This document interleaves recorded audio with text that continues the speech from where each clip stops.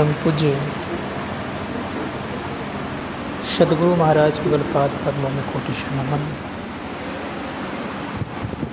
उपस्थित दर प्रेमी सज्जनों, माता बहनों, एक पंडित जी थे, सुनाता हूँ थोड़ी सी कहानी आप लोगों को। पंडित जी रोज मंदिर को धोते थे, फिर भी उनको 2 टाइम का नसीब भोजन नहीं होता था। बड़ा विचित्र लीला लगती थी उनकी। लोग कहते पंडित जी आप इतना पूजा करते हैं, रात दिन मंदिर के पीछे लगे रहते हैं, फिर भी आपको 2 टाइम की रोटी ठीक से नहीं मिलती, बात क्या है? खाओ, पता नहीं भगवान की क्या मर्जी। बेचारे खूब बढ़िया से पूजा पाठ करते रहते। एक दिन संजोग से उन्हीं के आश्रम में एक बड़े ज्योतिषाचार्य आ गए। कहा महाराज पहले सबकी बात को छोड़ दीजिए, इनकी पहले देखिए कि ये रोज पूजा पाठ करते हैं पंडित जी, अब फिर इनको 2 टाइम का भोजन नसीब में, तो बात क्या है? ज्योतिषाचार्य थोड़ा सा भीतर और बाहर दोनों जानते थे। उन्होंने आंख बंद किया, देखा इस जन्म में नहीं इन्होंने पंडिताई कर रहे हैं, इस जन्म में इन्होंने मंदिर को धो रहे हैं। पिछला जन्म इनका तो इतना खराब है कि एक अन्न दाना देना नहीं चाहते थे, और जब दाना एक अन्न देना नहीं चाहते थे, इस बार को भरपूर दाना कैसे मिलेगा? इसी कारण से इनकी स्थिति है।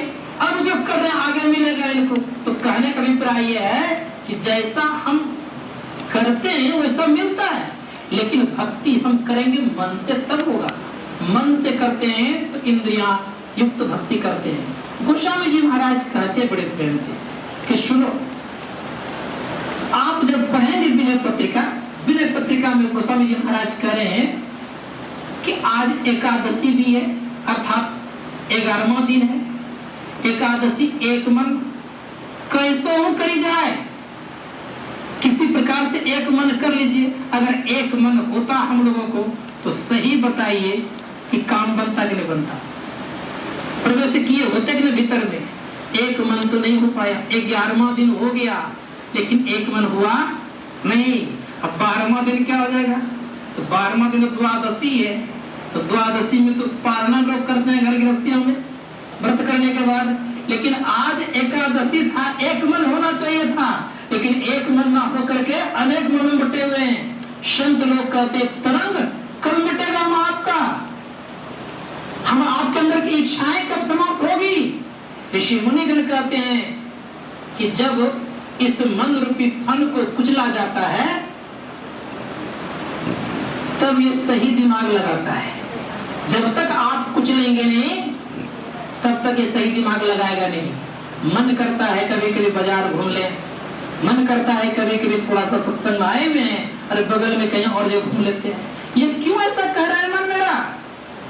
मन इसलिए ऐसा मेरा मन कह रहा है कि हम साधना के भीतर प्रवेश करना नहीं चाहते, करते भी नहीं। मेरा तो कभी कभी मन आश्रम में जाने के कहीं बाहर होता ही नहीं। कारण क्या? संत लोग कहते हैं कि अगर मेरा मन बाहर ज्यादा चाहता है भ्रमण करना, इसका मतलब यह है कि हम बाहर ही चल रहे हैं। इसीलिए कोशिश कीजिए। हमारे गुरुजी इतना सुंदर इजी बात कर दिए हैं, इतना आसान कर दिए हैं कि तुम जहां रहो वहीं भजन करो। जहां हम रहे वो भजन कर सकते हैं। तो जब ऐसी स्थिति है हमारे जीवन में इतना भाग दौड़ क्यों? क्या कारण? बैठना नहीं चाहते। मैंने प्रातः कल कहा था कि बैठने वाले ही कुछ पाते हैं। किसी ने कहा बैठे ने रास्ता काटा, चलते ने बात न पाई। बैठ गया तो रास्ता कट गया, चलते रहा तो किसको बैठाना है? शरीर को खूब आप हवाई जहाज में उड़ाइए, कोई दिक्कत नहीं है, उड़ाते रहिए, लेकिन मन को तो बैठा कर रखिए कम से कम। मन भी नहीं बैठे, शरीर भी नहीं बैठे, क्या होगा? महासंत सिंह जी महाराज कहा करते थे कि अचल होना बड़ा मुश्किल है। कैसे अचल होते हैं और चल कैसे होते हैं? गोद में बच्चा है, बैठा है, दादा होता है, पोता कहता बैठ जाओ चुपचाप। कई पोता क्या करता है? चश्मा खोलता है। कई पोता क्या करता है? तो कलम निकालता है। कई पोता क्या करता है? तो पॉकेट में हाथ देता है। तो कहता है दादा अरे तुम शांत होकर के बैठो। बैठा है कि नहीं? वो लेकिन शांत होकर बैठने का। उसी प्रकार से हमारा मन शांत है, कभी मन बाजार घूमता है, कभी मन कहां कहां जाना चाहता है। इसका मतलब है कि हम बैठ नहीं पा रहे हैं। अब बैठाना किसको है? जब हम ध्यान जब करने बैठते हैं तब पता चलता कि इस मन के अंदर में तरंग कितना है। क्यों नहीं बैठता? कारण क्या? कारण यह, चींटी दो बहन थी। एक बहन मिस्री के ढेला पर अर्थात मिस्री के पहाड़ पर जाकर के रहती थी कि पहाड़ पर जो बहन रहती थी वो खा पी कर मोटी ताजी हो गई थी। एक दिन मन में हुआ कि चलना चाहिए घूमने के लिए, देखना चाहिए छोटी बहन में क्या हालचाल है, तो चल दिए। जब गए उधर तो देखते सूख पाक की लकड़ी हो गई।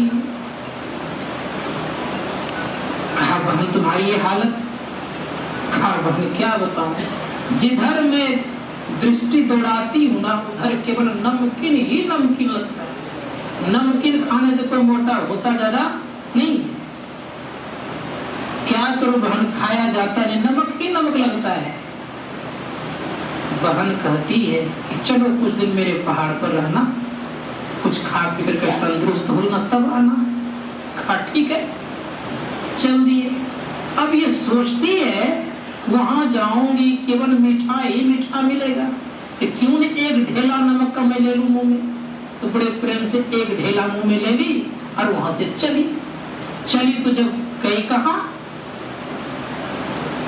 गई, मिस्री के पहाड़ पर। वो अच्छा मिस्री के पहाड़ पर गई तो कहा बहन देखो जितना खा सकते हो खूब खाओ और जल्दी मोटी ताजी हो जाओ। अब वो बेचारी खाना शुरू करती है तो कहती है कि बहन यहाँ भी नमक ही लगता है। बहन समझ गए इसके मुंह में क्या है, तो कहा कि बहन एक काम करो, कुल्ला आचमन कर लो, अब बड़े प्रेम से मुंह को थोड़ा सा फ्रेश कर लो और तब खाओ, तब मीठा लगेगा।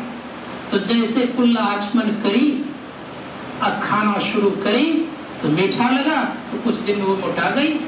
ठीक उसी प्रकार से याद रखिएगा, हम लोग भी नमकीन रूपी विषय का ढेला मुंह में लेकर सदैव बैठे हुए हैं, तो कैसे हमें अमृत रस अर्थात मीठा रस प्राप्त होगा? उस रस को निकाल करके फेंकेंगे, कुल्ला आचमन करेंगे तब न होगा। और कुल्ला आचमन करने के लिए चलते हैं तो परिणाम ये होता है, मन कहता है अभी थोड़ा सा रुक जाओ ना। क्यों कहता है रुक जाने के लिए? कि नमक बड़ा स्वादिष्ट देता है, नमक बिना हमारा भोजन स्वीकार नहीं होता है। कहा भी गया है बहुत प्रकार के व्यंजन बना दीजिए और नमक बिना सब फीका लगता है। संत लोग कहते हैं कि जब नमक पर हमारा अधिकार नहीं हो पाता, एक जीवा के रसास्वादन पर हम जब अपने आप को कंट्रोल नहीं कर सकते, तो सोच सकते हैं कि मन पर कैसे कंट्रोल होगा। एक जीवा हमारी हरदम इधर उधर जाने के लिए तड़पती रहती है, ये खाऊं वो खाऊं, इसके पीछे जब हमारा ये मन दौड़ते रहता है तो विचार करके देखिए कि हम रस भीतर में कैसे लेंगे। इसीलिए कहा रस अगर प्राप्त करना चाहते हैं तो लग जाइए, कुल्ला खुपड़ियां से कीजिए। किससे कुल्ला करेंगे? हमारे गुरु महाराज कहते हैं बड़े प्रेम से कि सुनो, इस सत्संग करते हो ये पानी है, मन से सत्संग करो। मन को खूब, अगर किसी के मस्तिष्क पर बहुत ज्यादा गर्मी चढ़ गई है तो खूब माथा पॉइंट रहे, उससे गर्मी जल्दी ठंडी हो जाएगी, ठंडा मस्तिष्क हो जाएगा। ठीक उसी प्रकार से मन हमारा बहुत बेचैन है और चंचल है, खूब सत्संग कीजिए, लेकिन सुनिए सुनाइए कम, तब होगा।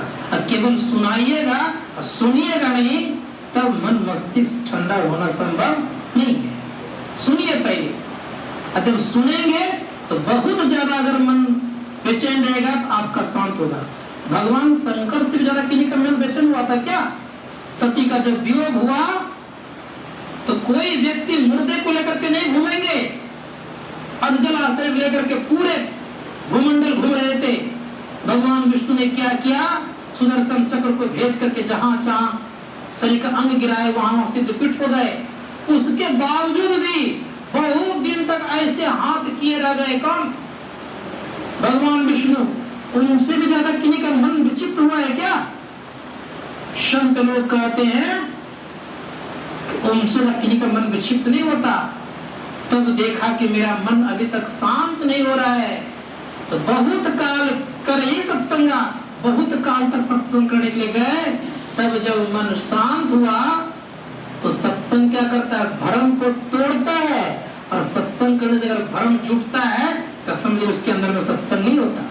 गरुड़ जी को मोह हो गया, सोचा कि बड़े अहंकारी है, अहंकारी व्यक्ति कहां भेजना चाहिए, तो सबसे निकृष्ट प्राणी होता है, याद रखिएगा, पक्षियों में उनके पास भेजा गया। क्यों? कि सबसे पहले इनका अहंकार टूटेगा, और अहंकार जब तोड़ा गया तब सारी बातें उनको कही गई। तब उन्होंने कहा कि सुनिए, मेरे मन में एक बार भ्रम हुआ था, जब मैं छोटे अवस्था में था तो भगवान राम का अवतार हो चुका था, तो मेरा जो इष्ट देव है वो बाल राम ही है, बालक राम ही है, उन्हीं की आराधना करता हूं मैं। तो मेरे मन में हुआ कि प्रभु का जन्म हो ही गया, अवतार हो ही गया है, क्यों नहीं थोड़ा सा प्रभु के साथ खेल लिया जाए। तो मैं खेलने के ख्याल से, उनके रूप लीला को देखने, बाल लीला को देखने के ख्याल से वहां में जब गया तो भगवान एक दिन रोटी खा रहे थे, तो मेरे मन में हुआ कि थोड़ा रोटी मैं भी खाऊं। तो उनकी रोटी को जो भी छीन लिया तो साधारण बच्चे की तरह रोने लग गए। और जब रोने लग गए तो मेरे मन में हुआ कि छोटी सी रोटी के लिए इतना रोते हैं, ये ब्रह्म है। अगर ये ब्रह्म होते तो हमारे व्यथा को समझते। इसी कारण से मैं धीरे धीरे वहां से निकलने लग गया। देखता क्या हो कि भगवान मेरे पीछे बाल रूप में लग गए हैं, जहां जहां मैं जा रहा हूँ वहां वहां मेरे पीछे है। घूमते घूमते घूमते, गुरु जी कह रहे हैं, घूमते घूमते गुरु जी मैं परेशान हो गया, अंत में मूर्छित होकर गिर गया। जब गिर गया तो भगवान वहां आकर के फिर मुझे होश मिला है, फिर मुझे अपना रूप दिखाए, तब मेरा मोह भ्रम दूर हुआ। तो मैं कहना ये चाह रहा था कि अगर हमारे अंदर में गुरु के प्रति आज भी अगर ऐसी स्थिति है कि महापुरुष हैं खाली मन में रखे हुए हैं, लेकिन मैं कहता हूं सब काम करते हैं, जितने काम आपके संसार में हैं वे काम तो करेंगे ही, आपके भीतर में ये प्रकाश जगाने काम करेंगे, लेकिन जगाने के लिए हम लोग तत्पर होंगे तब तो। इसीलिए अपने आप को समर्पित कीजिए। समर्पित तब होता है जब हम आप मन से, वचन से, कर्म से तीनों एक रहते हैं। भगवान महावीर का वचन है, भगवान महावीर ने कहा कि साधना का कुछ भी अंश मिलता है तो उनके मन, वचन और कर्म धीरे धीरे एक होने लगते हैं। कुछ भी अंश मिलता है तो, और कुछ भी अंश नहीं मिलता है तो मन, वचन, कर्म एक होता नहीं। दूसरे संत हो गए, तेलंग गोस्वामी का नाम सुने होंगे आप लोगों ने। तेलंग गोस्वामी उच्च कोटि के महापुरुष हुए, दूसरे को दुख देख करके द्रवित हो गए। कहा कि मैं जानता हूं कि भगवान शिव ने आपको भेजा मेरे पास, आपका जो पूरे मनोरथ पूरे हो जाएंगे। जैसे कहा कि पूरे मनोरथ पूरे हो जाएंगे, वो घर गई, जिस कार्य हेतु पूजा कर रही थी, वर्षों से कर रही थी, लेकिन कभी पूरे नहीं हुए। लेकिन तेलंग गोस्वामी ने जैसे कहा कि जाइए पूरे हो जाएंगे, हो गया। कहने का अभिप्राय यह था कि संत के पास आप जाएंगे, संतों की भक्ति आप करेंगे, तभी हम आपका कल्याण होगा।